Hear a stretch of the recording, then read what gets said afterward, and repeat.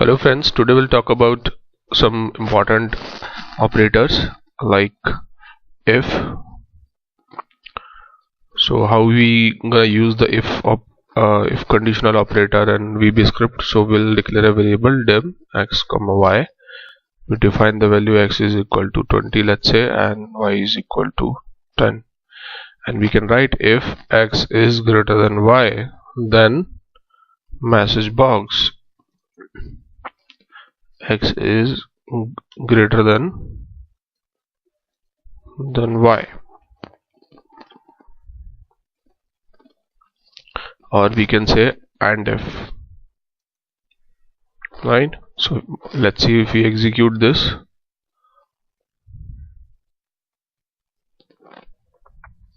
So it's a x is greater than y. So that's how the if operator works. You have to write and if as well with if, then only it will get close. Then we can say if you have to add one more condition, you can write else, and you can write message box y is greater than x.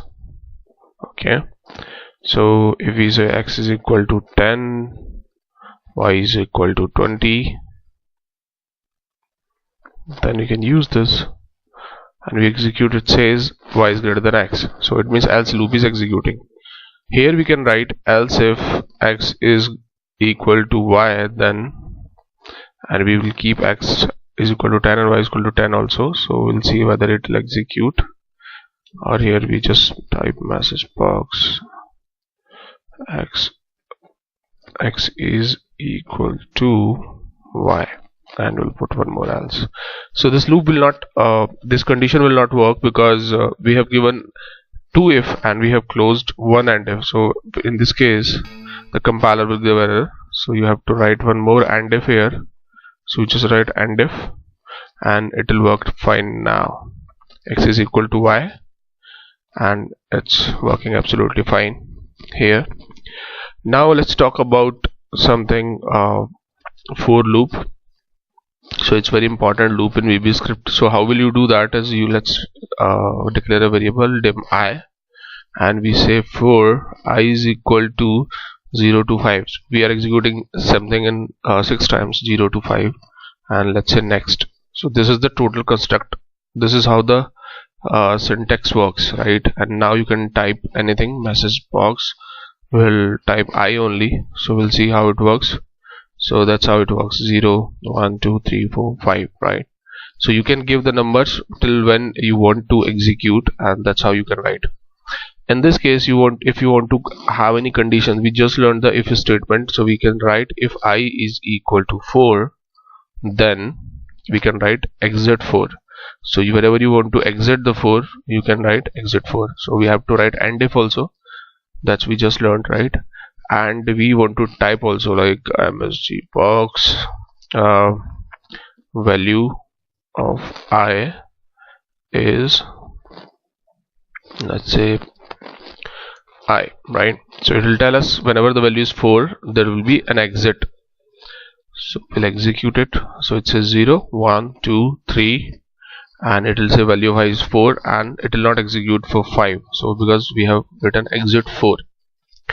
One more thing we want to take is, while we're taking the for loop, like how array works in VBScript. So how you work with array is like, let's say we have a language. So first of all, we have to declare the variable always. So dim language, right? Language is equal to array of 3 values. Let's say we are talking about VB, Java, and let's say Python, and we have 3 variables to execute this loop. So we will write for each, and any variable we can write, let's say called lang, for each lang in language. Okay, and the next is the thing that we have to put in for, we have just seen, and message box to see the output, and we'll write lang, right? So if we execute this, it will show us the values of array.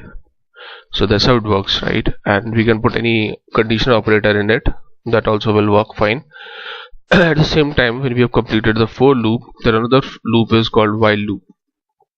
Okay, So in this loop we can write is while, then we can write condition. So for that again we declare a variable dim x, and we'll give the value x is equal to 10, and we'll say while x is less than or x is greater than, let's say 1, message box, or we can print x. And to complete this loop we have to write wend, W-E-N-D. so you have to remember the construct of while loop. Let's execute. So it says 10. This is now an infinite loop because we have not decremented the value. So in this case what you have to do whenever you are working with VBScript and you are stuck in the infinite loop, so there is in task manager you have a wscript.exe. just go and close this so that you'll be out of the for loop, else it will work infinitely. So do one thing, x is equal to x minus 1. Don't forget to put this decrement operator, just I forgot this. Okay, now we'll see 10, 9, 8, 7, 6, 5, 4, 3, 2, and it's 2 is greater than 1, so it will execute it till 1. So this is how the while and wend works. Another conditional operator we can use is like you can write do and while, but when you use do you have to put it here loop, right? I'll save this and execute. 10, 9, 8, 7, 6, 5, 4, 2. So suppose you have to put any condition in this case when you are using do while, so you can write if x is equal to 5, then we'll write and if, and you can write exit loop, alright, exit 2, sorry. Okay, so you just execute 10, 9, 8, 7, 6, 5, and that's it. So whenever there's a 5 the loop exits, right? So whenever we write exit do, it will take the control out, right, from this condition. So we learned the do while loop, and there is another condition is do until, right? It's similar like do while until x is greater than, let's say, greater than 1, right? So let's execute. So x's value is greater than 1, so it will not execute even once. So until x is less than 1, so it will execute 10, 9, 8, 5, 7, 5, because it executes till 5 because we have written the exit 2. So if we remove this portion and we'll execute it again, 10, 9, 8, 7, 6, 5, 4, 3, 2, 1. So when you say until x becomes less than 1, it executes. While it's a opposite, like while its condition holds true.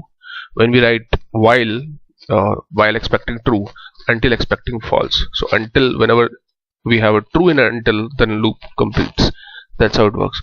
So it's all about the loops and conditions in VBScript. We'll learn some other operators in the next video. Till then, stay tuned. Thank you very much.